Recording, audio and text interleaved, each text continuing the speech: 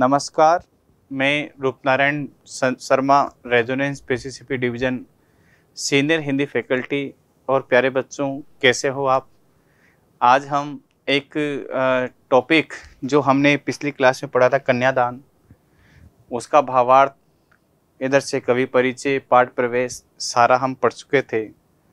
तो देखते हैं हम क्वेश्चन आंसर की ओर आपको लेके चलते हैं कि किस तरह के क्वेश्चन इसमें पूछे जाते हैं, कैसे कैसे प्रश्न आते हैं।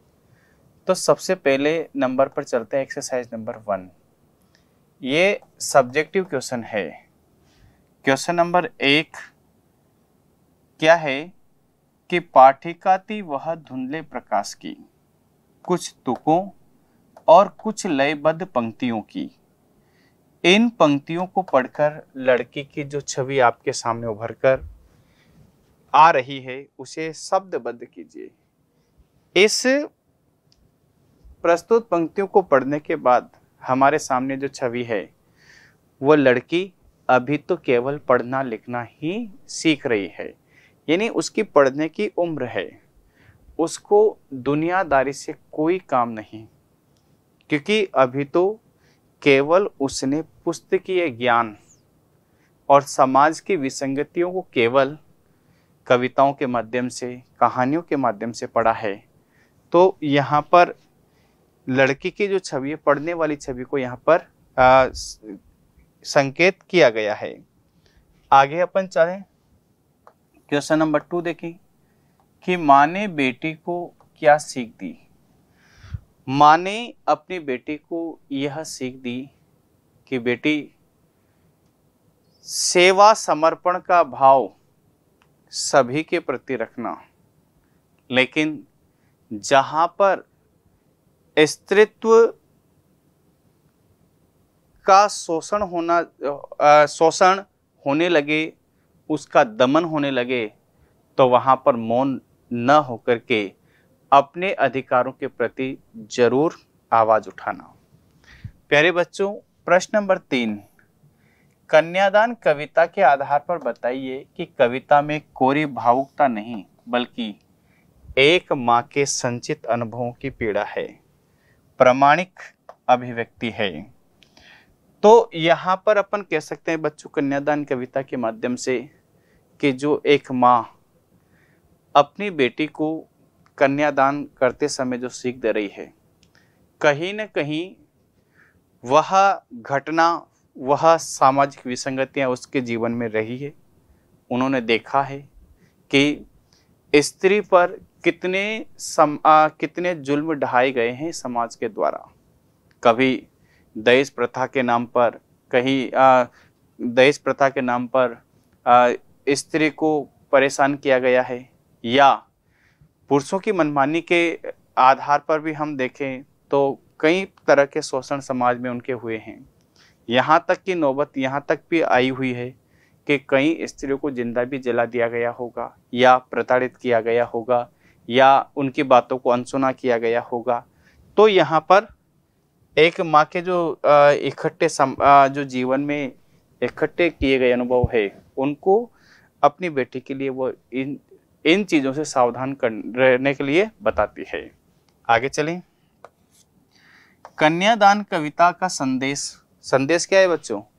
कन्यादान कविता का संदेश यही है कि लड़की होना पर लड़की जैसी दिखाई मत देना, यानी लड़कियों की मान मर्यादाओं में तो रहना, ये तो समाज के लिए बहुत ही लाभकर है।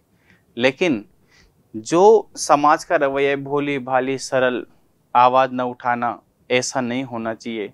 जहाँ पर अनुचित कार्य लगे वहाँ पर कदम उठाना चाहिए, उसका प्रत्युत्तर देना चाहिए, उसका विरोध करना चाहिए, तभी हमारा समाज अच्छा बन पाएगा।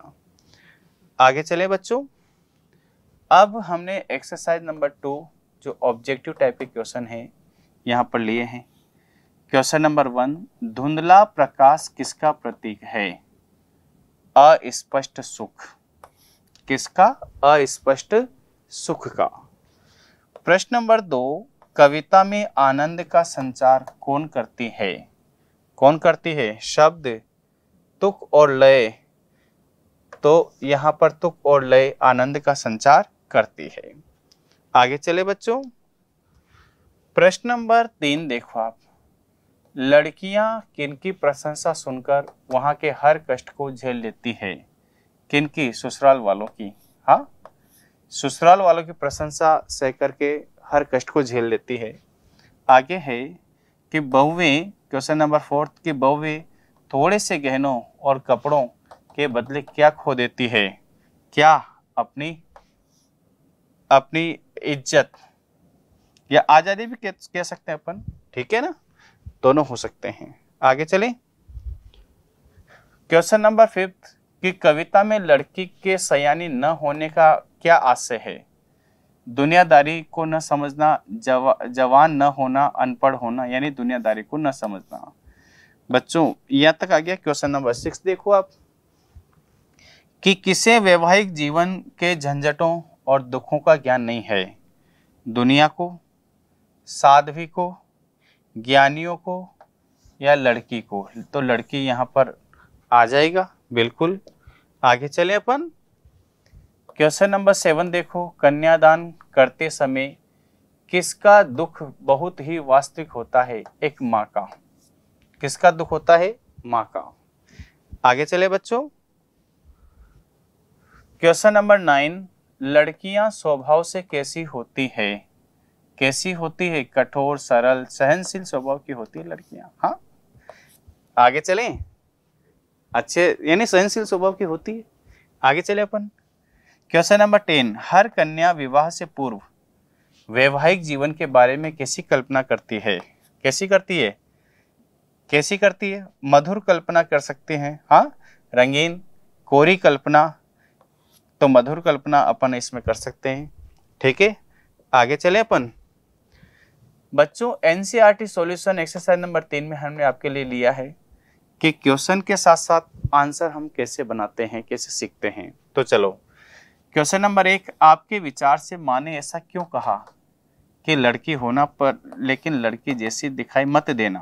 तो उत्तर, मेरे विचार से लड़की की माँ ने ऐसा इसलिए कहा होगा, क्यों, कि लड़की होना पर लड़की जैसी दिखाई मत देना, ताकि लड़की अपने नारी सुलभ गुणों को, सरलता, निश्चलता, विनम्रता आदि गुणों को तो बनाए रखे, परंतु इतनी कमजोर भी न हो पाए कि वह लड़की समझ करके क्या करे, ससुराल के लोग उस पर शोषण न करने लग जाए। इसके अलावा वह भावी जीवन की कठिनाइयों का साहसपूर्वक मुकाबला कर सके। आगे चले बच्चों। क्वेश्चन नंबर 2, कि आग रोटियां सेकने के लिए है, जलने के लिए नहीं।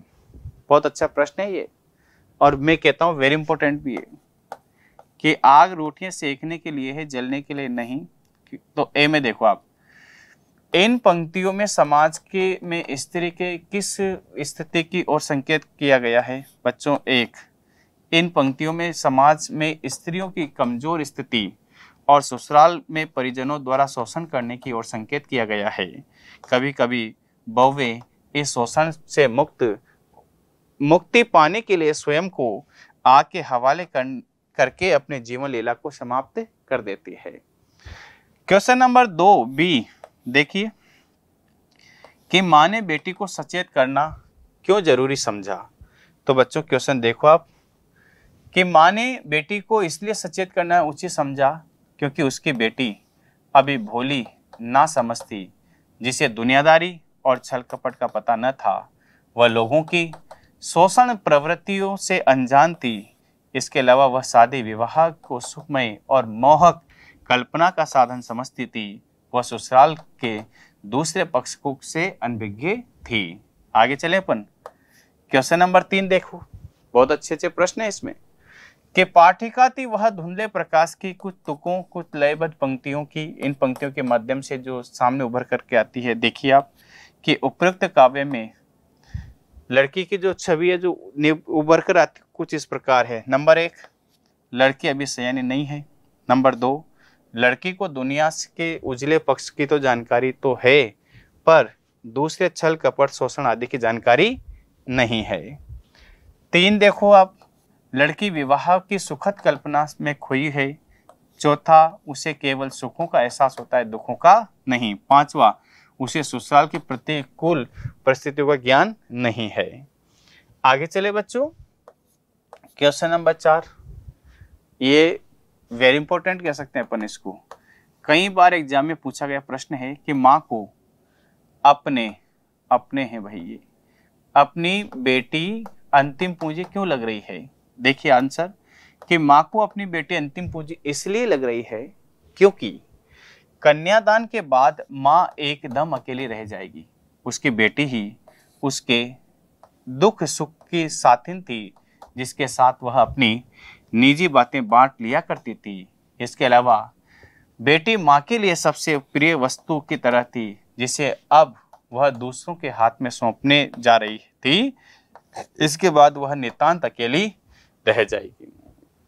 बिल्कुल, ये भी हो गया, समझ में आ गया आपको। क्वेश्चन नंबर 5 और देखते हैं कि माँ ने बेटी को क्या क्या सीख दी।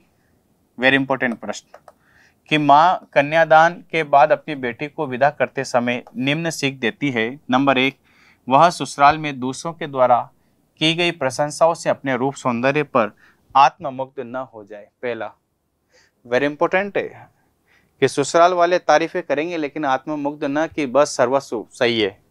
दूसरा, आग का उपयोग रोटियां पकाने के लिए करना, उसका दुरुपयोग अपने जलने के लिए मत करना। तीसरा, वस्त्र आभूषण के मोह में फंसकर इनके बंधन में न बन जाना। चौथा है कि नारी सुलभ गुण बनाए रखना पर कमजोर मत पड़ना। प्यारे बच्चों, कैसा लगा? सभी बच्चों को बहुत बहुत धन्यवाद। आज हमने कन्यादान टॉपिक है जो कंप्लीट किया, और ऐसी आशा और ऐसा विश्वास है कि आपको ये टॉपिक ज़रूर पसंद आया होगा।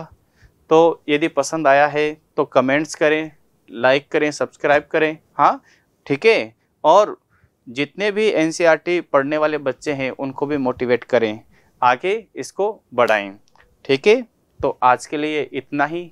इस टॉपिक को यहीं विराम देते हैं और नेक्स्ट टॉपिक नई क्लास में लेके फिर हाजिर होंगे। तब तक के लिए बहुत बहुत धन्यवाद।